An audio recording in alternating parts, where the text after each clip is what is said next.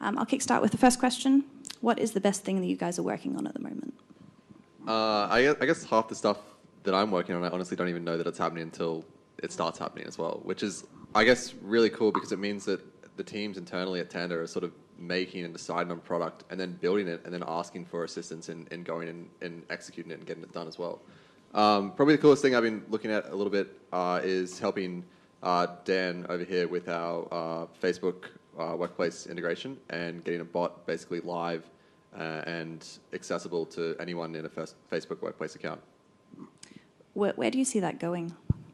Yeah, that's a good question. I mean, for us, it's sort of a couple of places. One is sort of extending our access to employees. Like, we do have an app, but at the end of the day, not everyone's going to have access to that app based on their phone or lack of.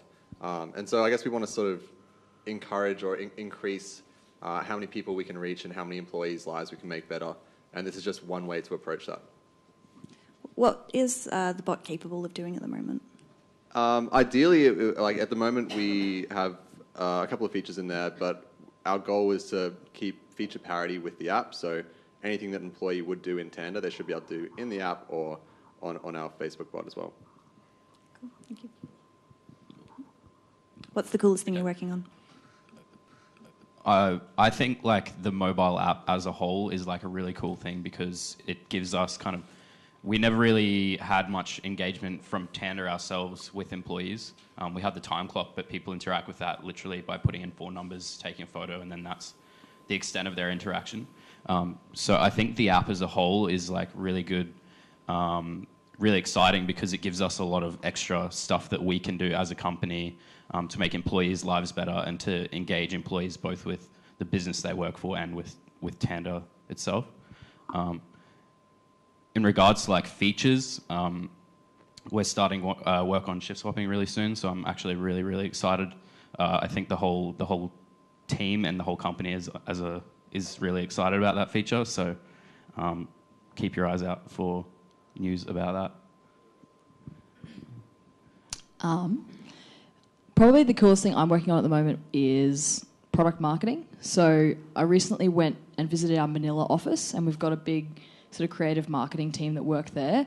And before that, we sort of knew them by name and that sort of thing, but like, obviously didn't really know that team. So going over there and working with them for 2 weeks was a really good thing to do.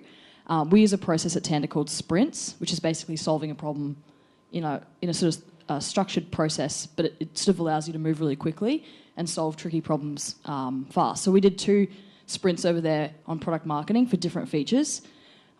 Traditionally, we haven't been that good at it. We're good at building product, but then we don't really tell our customers about it very well, or we don't really tell our prospects about it. So we're trying to get better at that by creating landing pages and visual content that sort of explains the benefit to your business of using a certain feature, why you should use it.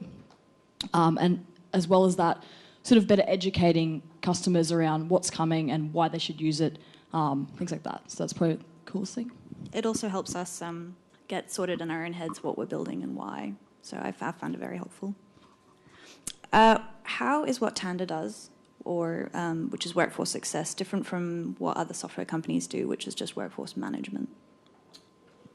Yeah, so I think, the whole point of this conference, right, is attacking workforce success and what it really means. And for us, I guess, we're more focused on a holistic approach of targeting both the employer and the employee, not just treating them as some statistic in an organization where they're just a number on a page, doesn't matter if they show up to work or not, that just goes into your numbers. Our whole approach is sort of, I think Alex briefly mentioned it earlier yesterday, around the 3 pillars that we build product in, things like connectedness and trust and efficiency. And those connectedness and trust ones are really, really big for us because it allows us to both empower the employer but also give the employee the tools they need to get stuff done as well. So workforce success, I guess, moves Tanda to a tool that allows us to target both sides of that situation. Yeah, I would add to that. I think where we differentiate ourselves is like when we say workforce success, it's not something like we're using as branding. Like internally in the product team, we're always thinking about all of these fairness and all that sort of stuff. So you're not just kind of buying into a specific feature that we're branding as workforce success. It's like whenever we design and build a product, that's literally in our heads at all times. And I think that's what differentiates us, is we're always trying to think about how we can make employees and employers' lives better. It's like, it's an ethos, I guess, that we're always thinking about. Great question from Anthony. How do you manage customer expectations for innovation while being able to deliver on the Tanda vision? So I think Renee can probably answer a bit more about this, but we use a couple of tools internally to help give customers a voice, and then internally prioritize and work with them to get what they see the product being out into the wild as well. So do you want to talk a bit about like things like Canny and how we actually utilize those tools? Sorry, what was the question? Yes, sorry. How do you manage customer expectations for innovation while delivering the Tanda vision? Yeah, so the tool that Dave touched on at Canny, again, it's sort of a process for us to get better at outwardly telling our customers where we're at with certain things and showing them what we're working on and what our, I guess, wider vision is. But we use Canny as a way to kind of find out what customers actually want us to build. So you can sort of put an idea up and you can vote on it, and we sort of reach out to customers in that way and try to drill into their use case and find out what the problem is. So that's Canny. I'm not really sure if I'm answering the question. I'm not really sure if we manage expectations of innovation. Like, to me, I'm not really even sure what that means, but I guess, yeah, we're just trying to help businesses solve things that are a pain in the ass, that are really hard to do.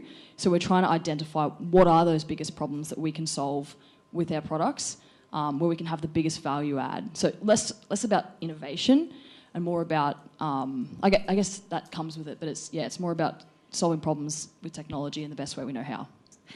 Where would you personally like to grow Tanda the most? Honestly, I think that we can do a lot internally to help. Oh, sorry, the product or the company? Both. Okay. For the company, I think we can do a lot to empower our teams internally as well. So there's been a couple of talks today around small teams and creating sort of autonomy and giving them the power to do what they need. But we can go even further with that. And a great example is Kelvin earlier today was talking about the growth team and how they have such a cross-functional team. They have a developer on their team, which basically allows them to think of an idea and then go and execute it without having to worry about talking to other teams, getting permission to go do this stuff. And so I think what we can do internally is empower more teams like our workforce success team or like our sales team to go and do things without having to worry about creating internal sort of pushes for them in the company. Product or Tanda as a company, where do you want to grow the most? Yeah. This is one that I have to think about. I'm going to pass it to you. So. I think that we're only really just sort of scratching the surface in terms of the mobile capabilities that we're building into Tanda. So a lot of people have said to me, I thought the app was broken because there's nothing in there. So we're really trying to sort of focus on building out a really good companion app, both for employees and for managers, to help them do things on the fly, the things that when they're on the go in the store or whatever, to make their lives and the daily run of their business easier. So yeah, I think that there's sort of like a long way to go there in terms of what we can do. So I'm excited to grow the mobile stuff. That's basically what I was going to say. I'm just, at risk of sounding like a broken record, it's definitely the employee stuff. Like, that's where I really want to grow it. Just like adding that engagement is big for me. Yeah. So Tanda is designed for fixed location businesses, right? You see that come out in features like the time clock, which sits in a single location, and you can go to it and clock in. Is there any? Are we going to expand into mobile workforces? Have we thought about that? I guess for us, we're really focusing on what we know we can do well and executing really, really well on that. So for us, that's fixed location businesses, and that means for now, at this point, we're pretty focused on making sure that these fixed location businesses can get the most out of their workforce by using Tanda. For the people with a couple of remote staff, we can cut some corners to get things working, but in general, for now, we're really, really focused on making these people successful, and then as we move forward as a company, we can start to look at expanding that focus, but nothing in the near future. To me, it comes to like a priority kind of standpoint. So like we can add GPS clock into the mobile app, but people already aren't really satisfied with the functionality of the mobile app. So, and that's just the fixed location businesses that we're selling to and who are customers right now. They want more from what we're doing already. So instead of making a whole new industry where we've already got a heap of gaps in the new industry, we need to kind of fix what we have right now and improve it so that we have more of a holistic kind of product just for fixed locations, especially on the mobile side, which we haven't really fully realized yet. So I personally think it'd be bad prioritization to just move over to a mobile workforce when there's a lot of stuff we can still do in the area that we're in right now. That leads very well into the next question, which is, how do you decide what to work on next? How do you know if it's the right thing at the right time and that businesses will use it? Yeah. So we do go around and we talk to a lot of people. We've started doing it a lot more recently, sending emails to literally any customers. We're in the Brisbane area, so obviously we send a lot of emails to people in Brisbane, the Gold Coast and the Sunshine Coast, asking them just if we can go to their office and talk to them, see how they work. And this is where we get kind of like the insights about what people actually need. And then we use that kind of we try and build stuff that people want and people will use. And we try and build stuff that as many people as possible in our customer base will use. Yeah, I guess. I think I would also say that we're very lucky in that we've got sales and support teams that are constantly on the phone to customers. So speaking with them and trying to pull that information together, you can kind of identify trends, big things that are coming up as problems all the time. Customers are constantly struggling with things. And then we try to plan our roadmap around that. So you've probably seen the things that Alex and Liam have talked about, time off. There's a lot of, I guess, issues that have come up around unavailability and certain things like that. So that to us is a very obvious one that we should be spending time improving that, making that easier. Shift swapping is another one. It's just something that we kind of need to have now. It's just too hard to sort of manage swaps between staff, especially as your business is growing and there's so much stuff going on. So, I guess we just try to pull in that information and make decisions on it. But I don't think it's too difficult. It's good to it's quite easy to get a sense of the most annoying or important things we should be focusing our time on, I feel.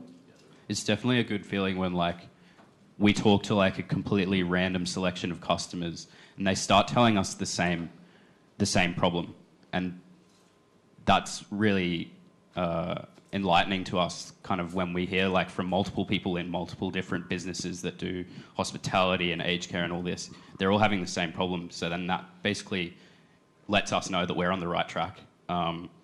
And if they don't all have the same problem, we're trying to solve that problem, then maybe there's something that we can do instead as a better product. Yeah, just to reiterate sort of that whole point there as well, we don't really want to put ourselves in a situation where the squeakiest wheel gets the oil or the person with the deepest pockets gets to decide what Tanda looks like.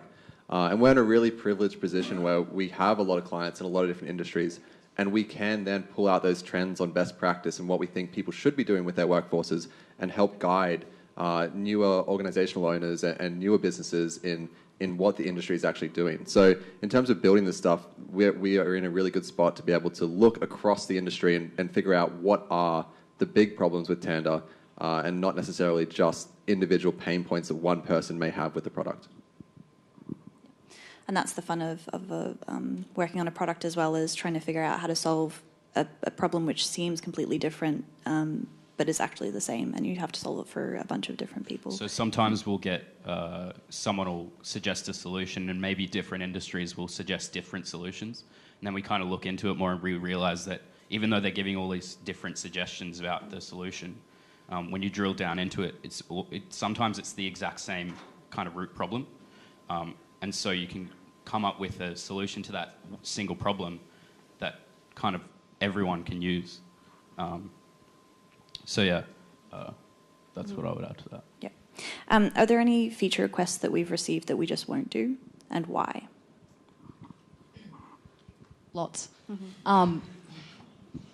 Obviously, with any company, it's just a matter of prioritization. We only have a certain number of resources. We can only do a certain number of things. So there's plenty of good ideas that it's kind of hard because you're like, well, that is a good idea, but it's just not anywhere near as important as this other idea that we're doing over here. And then there's the other things that come through that are very easy to say no to off the back. So like, again, we mentioned sort of those 3 pillars that we try to work against: efficiency, trust, and connectedness. If someone's suggesting a feature that's going to break down trust between employees and employers, it's an easy one for us to say no. We're not keen to do that. Yeah. I guess that leads me on to my next question, which is leave blackout periods are one of the most requested items on Canny. I know internally we've really thought about it and we've done a lot of research into it. Can someone explain what their thoughts are on leave blackout periods? So this is kind of comes back to when I said earlier how we get a solution and we have to think about it, and we kind of say like why, like we have to drill down into it. And I guess when people say they want leave blackout periods, the problem isn't that they don't have leave blackout periods. The problem is that staff are applying for leave at their busiest times and they're understaffed. Like, that's the basis of the issue, is that they're understaffed at a busy period of their year. So we're trying to do other things around that to kind of encourage people not to take leave during those times and encourage people to take leave at better times of the year in a more kind of transparent way. So one of the things that we want to do is kind of show an anonymous leave calendar, just showing when people are taking leave. Don't show the reasons or who exactly is doing it, but it gives people an idea of like, okay, 5 people are on leave at this time. Maybe it's not best for me to take leave at this time. And then also maybe showing like almost demand data, because we have that in Tanda, to staff, and telling them if you take leave right now, you will understaff the company. So it's kind of educating staff and being transparent, like letting them know what the business needs. And that kind of gives them an understanding of like, if the leave request that they eventually add gets rejected, they at least know why. And there's no kind of grudge or bad blood around that, because they completely understand what's going on, I guess. Okay, we've got a couple of specific feature questions coming through. I think we've only got about 10 minutes left, so we may need to keep our answers a little bit short. Is Tanda expanding into other financial or big data products? So we do have a product as part of our onboarding product where we've partnered with someone to offer things like Super. And in terms of a larger financial scheme, I guess, or a plan, there isn't really one. But I guess at the end of the day, we are looking for workforce success. And if we can find a problem in that space that we can solve with the tools we have, then we will definitely try and tackle it in the way that we know how. Will Tanda be able to do payroll deductions? So I think this is a very specific question on a couple of... I imagine probably the best person to talk to about this would be someone in the WS team who help people set up their accounts on a day-to-day basis. But technically, I can't answer that because I'm not entirely sure whether we're going to be able to solve that problem. Okay, no problem. Is Tanda keeping an eye on any particular emerging technologies or products? Are there any that you think that could disrupt the workforce and the way businesses like your customers work at the moment? Yeah, well, absolutely. So I think there's been some talk today around a lot of big data stuff, a lot of AI and that kind of thing as well, which I think at Tanda we're really keen on empowering our managers to make better data-driven decisions. And potentially as we move forward, think about making those decisions on their behalf as well. So things like AI and machine learning and stuff are really interesting to us because there are a lot of repeatable tasks that a manager will do on a day-to-day basis. And we think that it should be possible to go in there and automate that for them and remove more complexity out of their jobs. Is custom reporting around analysis on labour costs per task, etc., going to be something that we're working on in the future, or are we moving away from basic functionality of the rostering and time recording?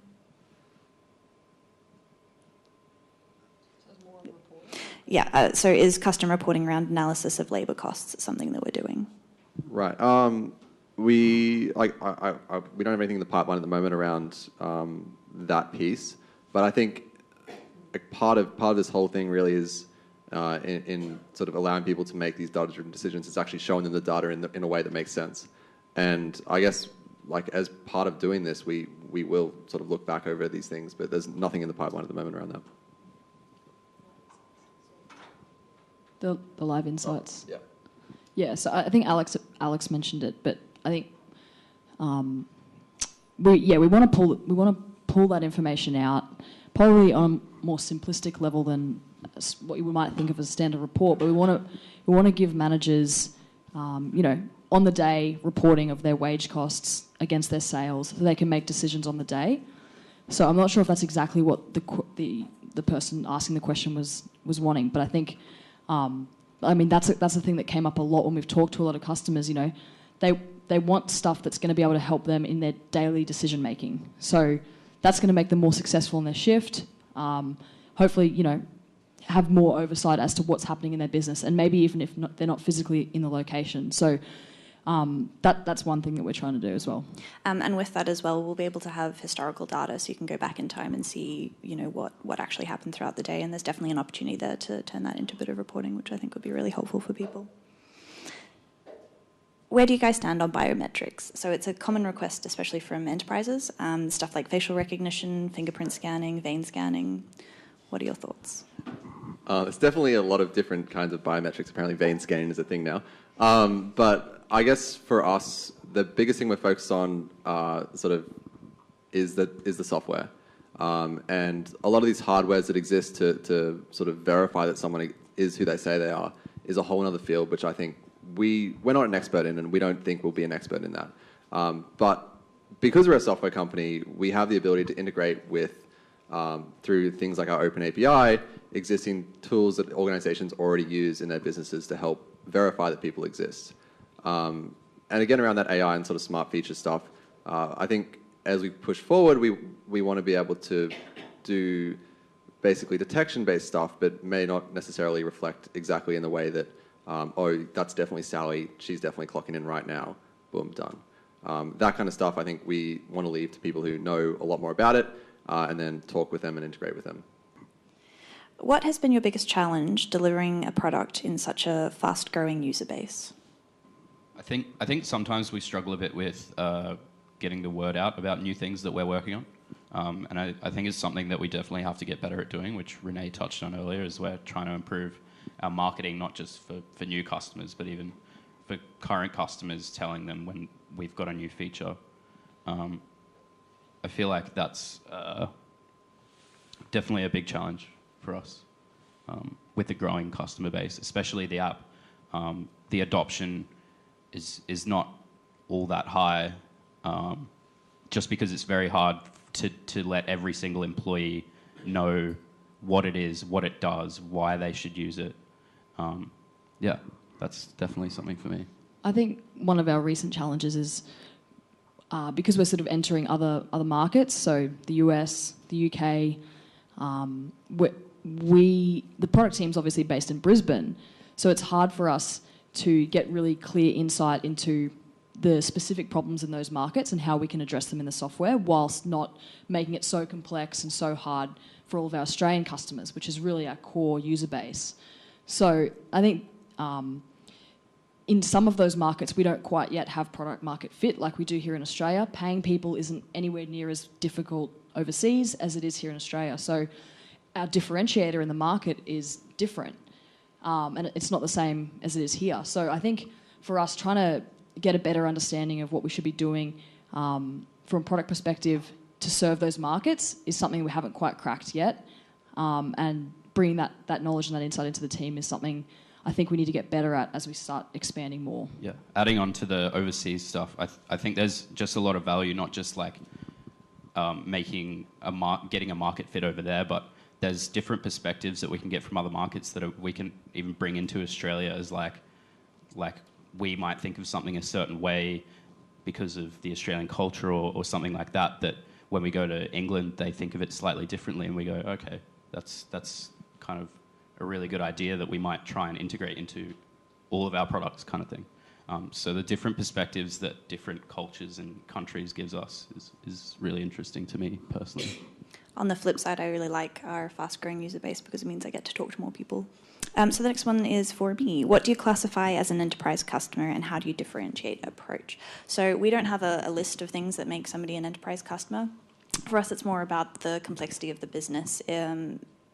If a business is so complex that one person can't understand the entire thing, I would classify that as an enterprise. There's no minimum number of staff. In terms of differentiating approach, it's actually very similar. At the end of the day, we're building the product for very similar types of people: the end user, the employees, the managers. Yeah. Sorry. Did you just ask yourself a question as the moderator? No, I didn't. Somebody asked it, I promise. Slam dunk. Yeah, brilliant. I was just going to say one thing is definitely that enterprises have access to and care a lot more about data. When we're building a product, for example, Live Insights, we don't differentiate the product. Like, the product is going to be the same regardless of whether or not you're a small business or an enterprise, but we do talk to the entire range of people to make sure that we're building it for everyone. So enterprises are more likely to use Live Insights because you need to plug in your data streams for a particular aspect, which is live sales, but we're also building out live wages, which you don't need a data stream for, so small to medium businesses will be able to use that as well and will benefit from it. Another question? Did you have something to contribute? No? No. Oh, you look like you were.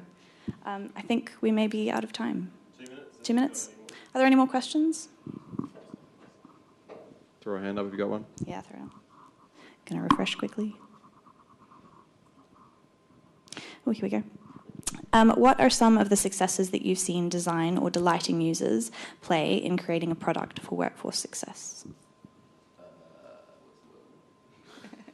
Push through, Liam. Yeah. Okay. Yeah. In the time clock, we have on events like Easter or Christmas or New Year's, we have little graphics around the photo that gets taken, and little things like that I think like